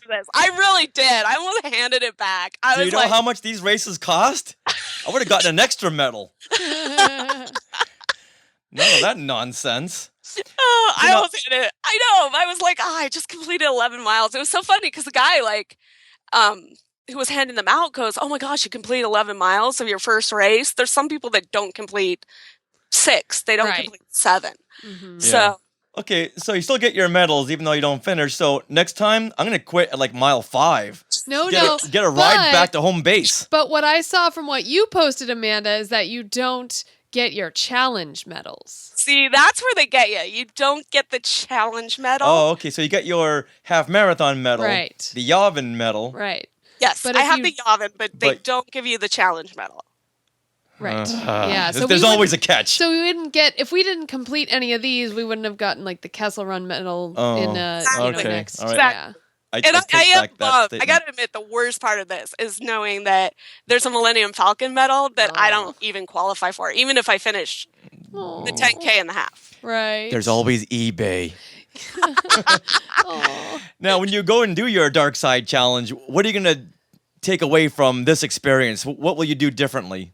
I am going to push myself faster on miles 5 through 9. I'm not going to settle into a comfortable running pace. I'm actually going to make it an uncomfortable running pace, meaning that I'm going to try to hit my fastest running pace. Mm-hmm. And I'm going to try to just hit, because I figured that by mile 10, I'll hit that wall. Right. And I want to get a double-digit buffer. Right. Me and the balloon ladies. Well, that's pretty good because I hit my wall around mile 9. Yeah. So all the credit to you. In fact, on the 10K race, we saw the balloon ladies. Yeah. And you know what? I'm thinking, Sarah, you alone could take down these 2 girls. I'll get my slingshot. You take them down, and we're good to go.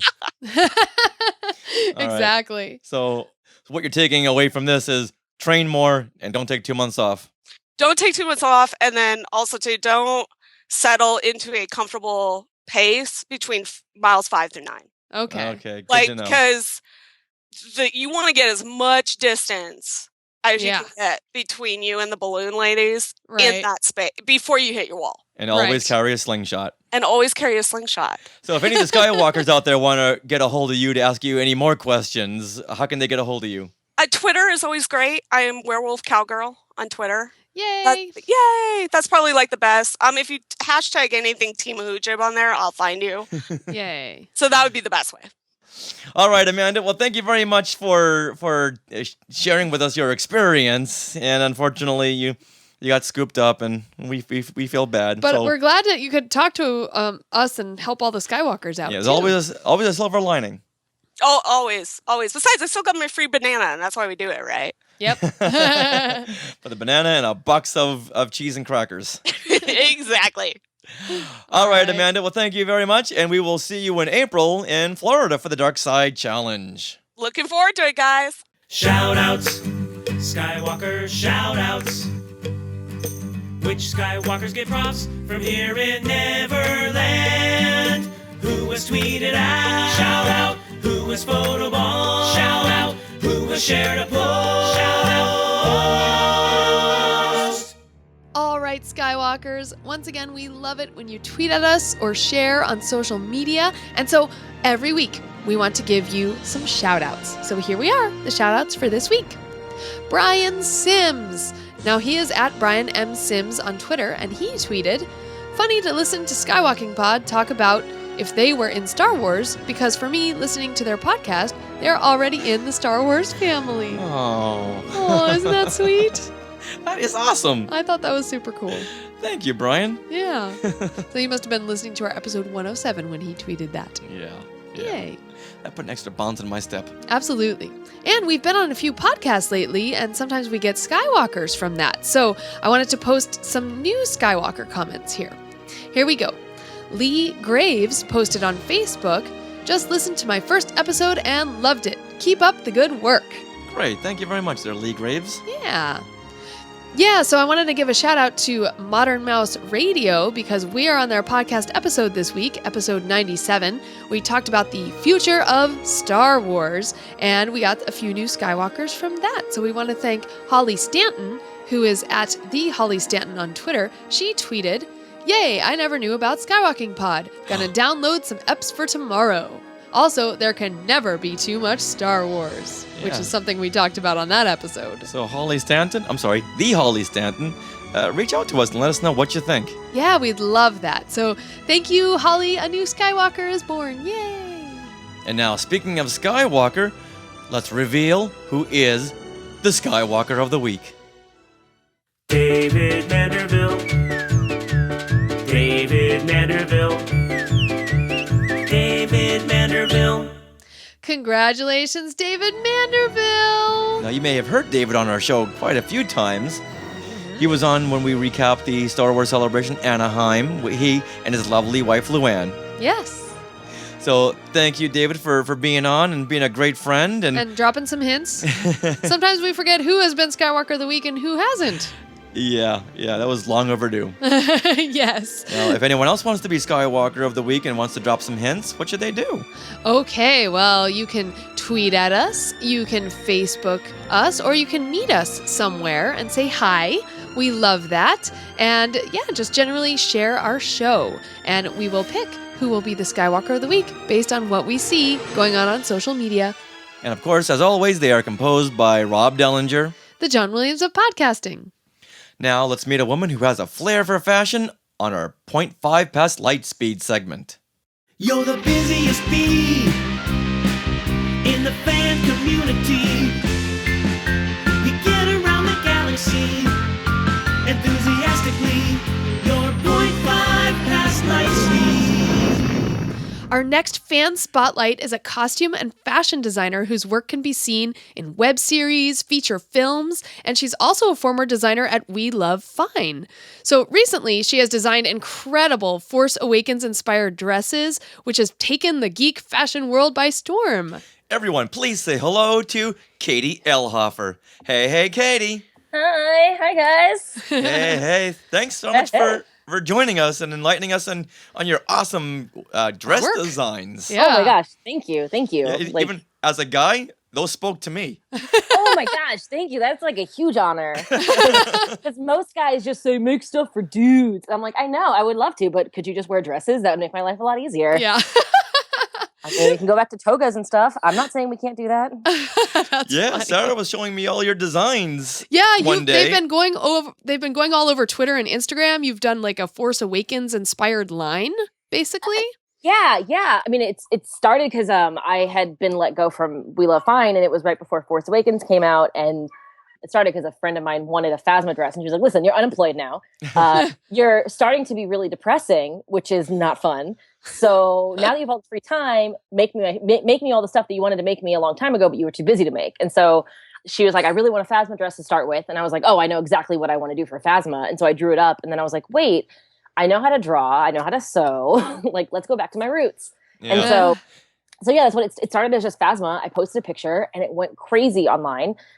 Crazy. And like people would do more. And I was like, well, yeah, I have other ideas that I've had in my brain. Let me draw them out and let me make them. And so I went down to the fashion district and I got fabric, and then I saw even more fabric that inspired me. And so what was going to be like 3 or 4 things turned into like 7 or 8. I think now it's at like 11 pieces that I've made that I'm just, inspiring me. And then hopefully, it inspires other people to either make stuff or ask, the licensed companies for similar stuff or whatever. But yeah, it just started as a way to like not be depressed about being fired. Right.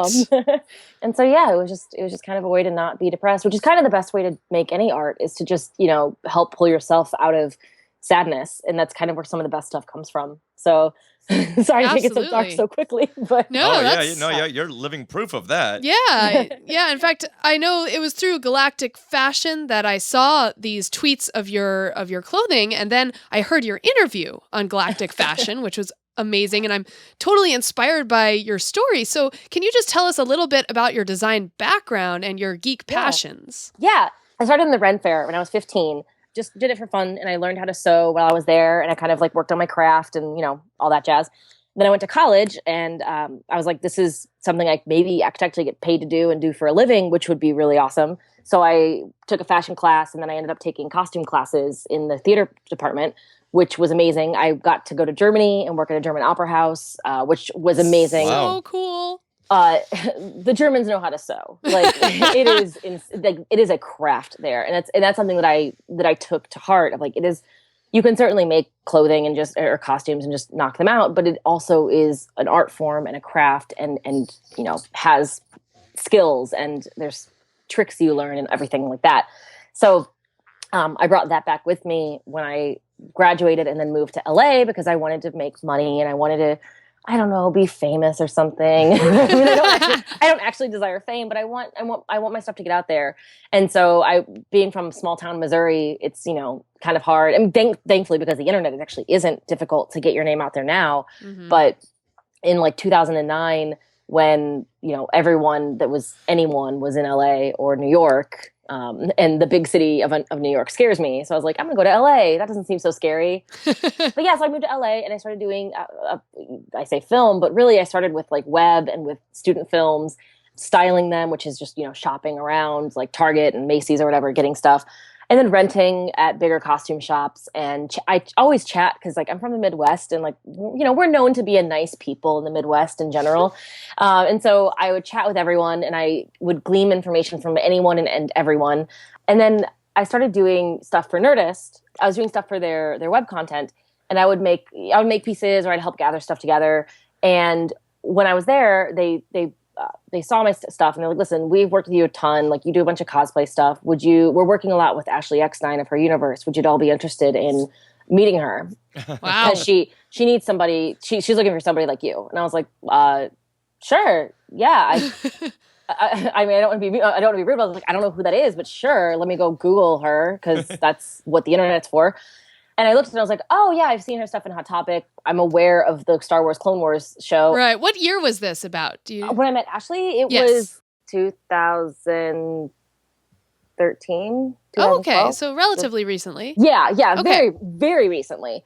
At that time, like, I had already started doing some geek fashion stuff on my own, because like Nerdist would need some stuff last minute, or other web project would need stuff last minute. And so rather than do a full big costume, I would do just like an apparel piece that would, in a quick, a quick pan of the camera, you'd be like, oh yeah, that's definitely Joffrey, or that's definitely, Anakin or whatever. But in reality, it's just like a top that then I would go and take and wear other places. Cause I'm like, oh, this is really cool. And so I started like merging geek and fashion on my own. And so I started myself with a Khaleesi top, because I love Game of Thrones. I wore it everywhere. And when I went to Warner Brothers to rent, the girl at checking my stuff out was like, you feel a lot like Khaleesi right now. I know this is a Star Wars podcast, but she's like, you feel like Khaleesi. And I was like, oh my God, that's exactly what this is. I was like, that's exactly what I made this for. I did this as like an everyday Dani. And so it was so fun and cool to me. And then I made a new friend, and she was like, oh yeah, let me give you a few things for free, because like, you're so cool. Like, it got me deals on stuff. And it, it makes you, that's what we all love about our geek and our passion and our fandom, is that it connects you with people so quickly and so easily. Yes. And so I started doing that stuff. And then when I met Ashley, she saw my sketches and she was like, I need somebody for the fashion show that I'm putting together. Would you at all be interested in making something for me? And I was like, yes, absolutely. Yes. So I made her Totoro gown for the first year of the fashion show. And she asked if I wanted to design for her company as a freelance designer, which I, of course, wanted to do. What did you end up designing for her, like for the company? Not much that came out. And Okay. I don't know. I unfortunately can't talk about the stuff that isn't out because I don't know if they're still doing it or not. I did a version of the Iron Man dress that came out for them. Oh, I have that dress. Yeah, so that was initially mine. They changed it up a bit. I mean, as a freelancer, you just give them your stuff and you hope that they proceed with it. Gotcha. I don't think anything else came out that I passed to them. Which is a shame.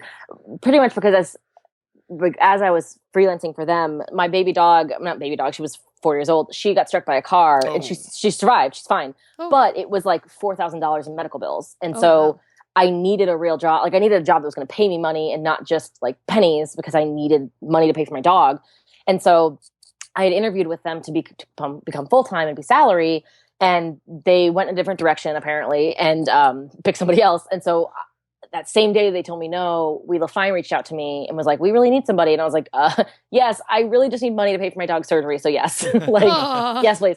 And so I got a job with Wheel of Fine. And so, which is their competitor. And so I don't know if they're not proceeding with some of the stuff that I designed for them because they were afraid that I was going to do something similar, or I just don't know. And there's a lot of politics with the license world and with any fashion world or any world in general when you go to work for somebody's competitor. Well, you really are a good definition of finding the silver lining. Yeah, I don't want to say I get lucky, but I've worked very hard at what I do. And when sadness or bad things strike, there's always something good to take from it. And I always have. Like I worked on some of the most disgusting independent films. And when I say disgusting, it's just like for like $100 a day, I'd be working 16-hour days. And I'm driving 50 miles to get to the set because it's so far away. And it was awful and it was terrible, but I learned so much from doing that. And I learned how people take advantage of others. And I learned how to deal with terrible situations and just make the best of them. And you can learn something from any situation. And even when Wheel of Fine, once again, a silver lining. Exactly. And even when Wheel of Fine terminated me, it was like, I was so sad and so upset. But I had so many people coming to me and saying, like, it doesn't even matter. Like, we'll follow you anywhere, which made me cry because I was like, oh my God, you guys, people actually recognize who I am, which means so much to me because I am no one. And then I started doing the Force Awakens stuff, which was just for funsies. And so, yeah, there's always a positive take from it. And there's so many people that have rallied behind me. And even just because I take commissions and take one-off pieces, so many people that have come in just wanting a single commission are just like, listen, I want to help support you. Is there any way you'd make this thing for me for, how much would you charge? And my rates are higher because I am an individual and I'm very, not expensive, but I'm very trained in this. Yeah. Well, I'm very well trained. Like I have like a lot of training behind me. So I can't just charge $20 for something to make. I charge like 80 because, it costs money. But, everyone's been so kind. Like even when I give my rates out and people are like, oh, I can't afford that right now, but I still really love your work. And I'm like, that's all that matters to me. Like all that matters is you like it. Like if you can afford to buy something for me, that's awesome. But really just, if you just like it and share it, that'd be really awesome.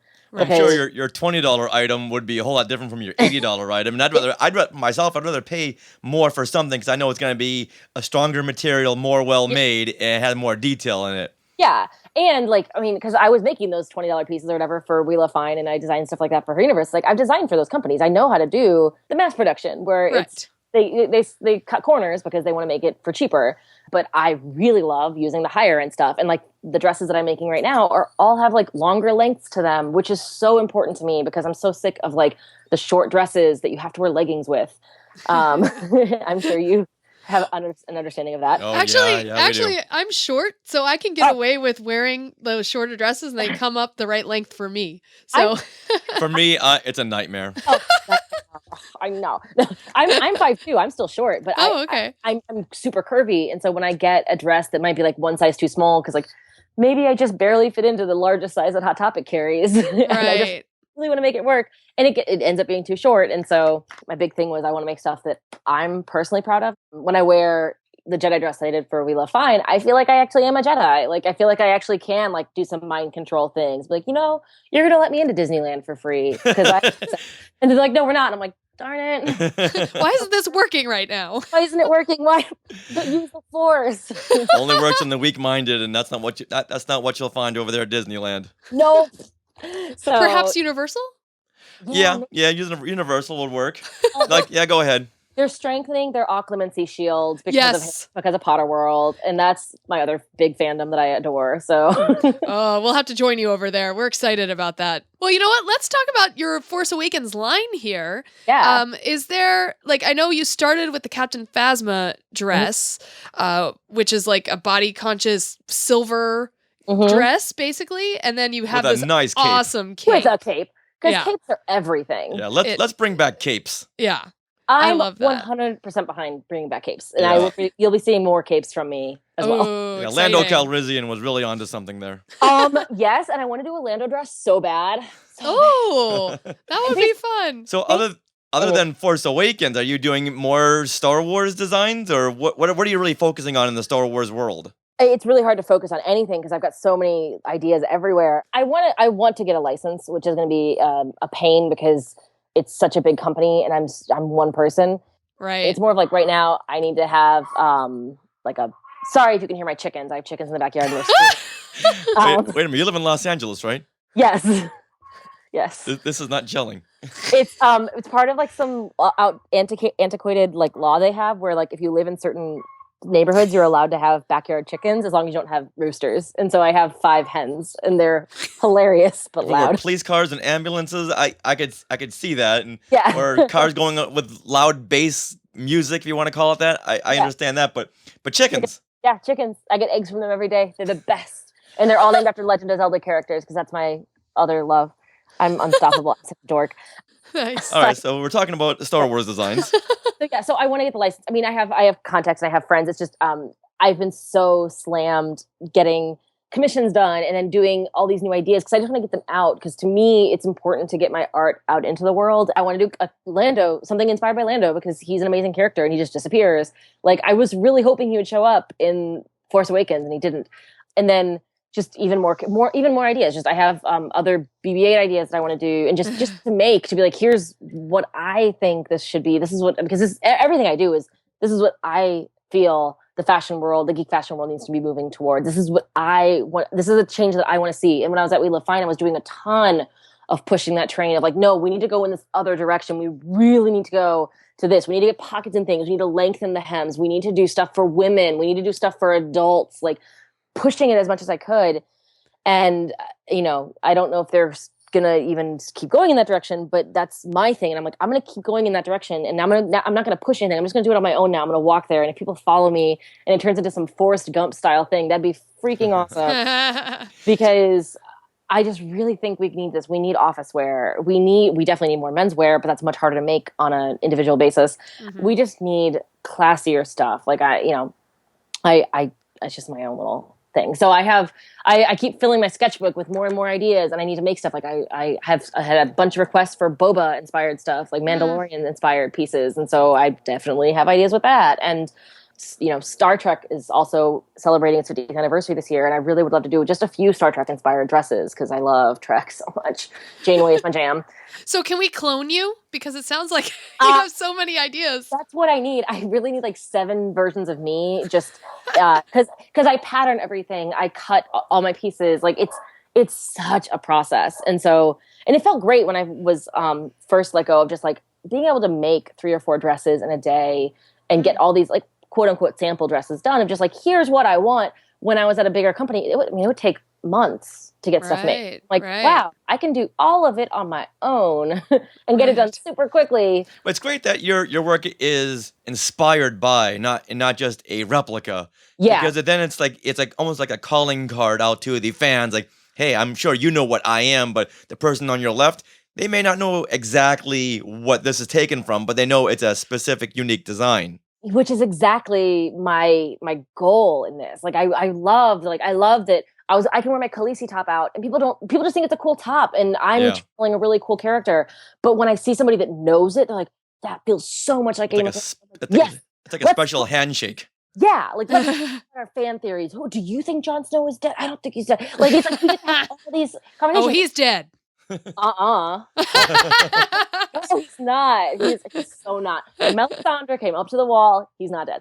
I can go to that for like another podcast on its own. Right. But like with Force Awakens stuff, you get to have all these conversations with people about what your theory on Force Awakens is. Like, who do you think Rey is? Who do you think who do you think Poe is going to get end up with, or Finn, or anyone? Like, you get to have all these conversations about the characters. So yeah, I love that, and I love that my goal is that it is inspired enough that Star Wars doesn't get mad at me. Yeah. So have you? Because I know when you last spoke with Jonah Marie on Galactic Fashion, you said you were thinking about starting your own business. Have you done that now? Or I'm still working towards it. I'm working on branding right now because right now all of my orders that I send out, they go out without like a label in them saying my name. So the people that buy it know it's from me because they gave me some money. But if they are at a convention or something and they're like, oh, I forgot who made this, like, your name's not on it. So I'm getting branding in the next few weeks, which I'm really excited about. I'm getting metal labels. I'm so excited. They're so cool. Because I go high end because like I'm inspired by like DKNY and BCBG and these higher end brands that have really nice branding. But I'm waiting till tax season to talk to my accountant to go over. Because I think in California to start a business, it's like $800 to start it, to like be like it's $800 a year to be like an LLC or whatever. Yeah, for the franchise tax board, I can talk hours on this. Yes, so that thing. Yeah. And so I figured I would just wait until I could sit with her because I'm gonna sit with her anyways to get all my tax stuff done. And so then add into that, like here's all the paperwork we need to file, and have her help me with that. Get the trademark registration for my name, even though I'm pretty sure no one's going to take L Hoffer Design because that's a very specific name. And then if I can possibly get an assistant or get somebody to be my sewing samples, my sample sewer or whatever, like then I would feel better expanding and having a storefront. Well, if you are going to expand into men's clothing, please make a Finn Poe jacket. Someone's making one, I thought. There's a couple out there, but they just don't get the color and texture just right. It needs to be dark. Yeah, exactly.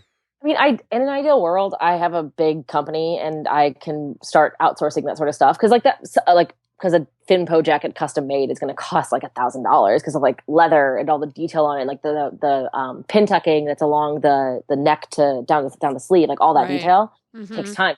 So ideally, you would outsource something like that to China and have it mass produce. Order 1,200 units or more, and that way you can sell it for like $50 as opposed to right. Because that's the problem with menswear, and I love menswear so much. And like I have a husband, he wants to dress like a geek, but all he has is shirts. Like that's just what it is. Yeah. You know what? There's a ton of geek T-shirts out there, but I don't want to wear a T-shirt so much. But if someone were to make like a Jedi type of shirt or a Poe Finn jacket or something that was a subtle nod that only really the fans would know, I'd be all over that. Can I point you to Volanti Designs? Because, oh my gosh, you may lose your mind at them. Yeah, they do amazing. They do men and women's wear, but predominantly menswear. Their tailoring stuff is phenomenal. And they're doing, they're calling it like a Star Warrior, but it's basically a Jedi-inspired hoodie. Or not hoodie, but like a jacket. It's phenomenal. And they're doing a vest as well. You should really check them out. Volanti, Volante Design. Okay. So, yeah, but I would love to do more menswear. I would love to. It's just, it's also a different craft than what I'm used to. I do have a tailoring background, but not nearly as strong as my like spandex sewing background. Men deserve stuff too. And at Wheel of Fine, I was doing sweaters for dudes and cardigans, and it was great. And they would totally sell, just not as quickly as the women's stuff. But yeah, men deserve a lot more fashion too. Yeah. And I'd buy stuff for my husband because I'm like, you're going to wear this because I'm going to make you. We're the unappreciated audience. Yeah. Yeah. Never thought I'd have to say that. Yeah. Now it's all leaning toward women. You know what? Guys want to look good too, okay? I know. And these subtle fashion wear. Yeah. I mean, I'm still an advocate for geek blazers, and men could totally rock like a Tony Stark inspired blazer. Like, yes. Anyways, I'm gonna work on that in like 10 years when I have more money and time. But yeah. You know, it sounds like 2016 is going to be your year. Yeah, well, and this is the funny thing, like every year is my year. Like every year there's been something so great that happened throughout it that helped move me into the next thing. The world really is like a ladder, or I don't know, whatever the equivalent is, like a much nicer way, but I'm climbing up, and if I can help bring other people up with me, that's awesome. But every year is better than the year before. That's awesome. So if any of the listeners and the Skywalkers out there want to find you on social media and find your designs, where can they go?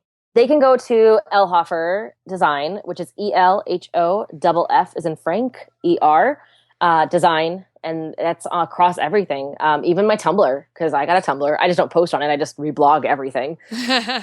But it's L Hoffer Design on Facebook, Instagram, Twitter, and then Tumblr. I guess even like LinkedIn. If you want to find me on there, search L Hoffer. I'm sure there's not a lot of us. It's a very unique name. But that's me on all social. And please like and share. Awesome. Well, thank you so much for joining us today. Yeah, thank you for having me. This was amazing. Well, that wraps up episode 108 of Skywalking Through Neverland. We would like to thank Russ Flores, Amanda Bond, Katie Elhoffer, and all the Skywalkers who came on for our listener birthday meetup, and those who reached out to wish me a happy birthday. Oh. Thank you very much. Yeah. Now, we have our BB-8 t-shirt designs available at TeePublic, so make sure you head to skywalkingthroughneverland.com and click on the T-shirts tab or the Support Us tab. You can find your way to TeePublic. And, David Manderville might be getting this t-shirt design, the Skywalker of the Week design, also available on that TeePublic site. There really needs to be a Skywalker of the Week Facebook page. Oh, that would be fun. Well, Rob Dellinger on his website has all the jingles in one place. So if you want to go listen to those, head over to robdellinger.com.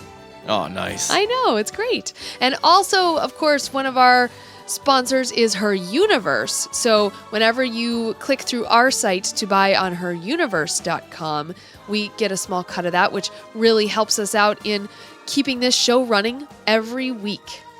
Yeah, and buying new equipment and sending out prizes for our upcoming giveaways. Yeah. So we love that. We love to keep everyone involved. So head over to that Support Us tab on skywalkingthroughneverland.com.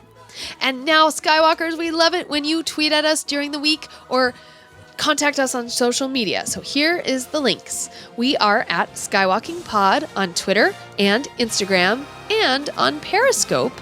You can also find us on Facebook. Just search Skywalking Through Neverland. And email us, share@skywalkingthroughneverland.com. And now, iTunes or Stitcher reviews are greatly appreciated. And this week, you can win. You can win for writing those reviews. So now is a great time to write those reviews. And win yourself a Force Awakens visual dictionary. Oh. All right, Skywalkers. Well, is there anything more that needs to be said here? Of course. I am still hurting from the marathon. No, that's not what we say. Well, that's what I say. But what we say is... Neverland on Alderaan. Neverland on Alderaan. Some imagination, huh?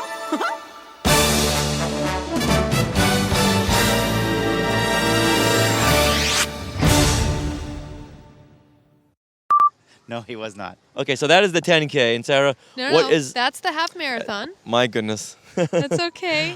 Who gave me a microphone? He's got a hotel room right over here at the Grand Californian. What is it? And so the half marathon medal. I'm delirious. I am delirious. It's okay.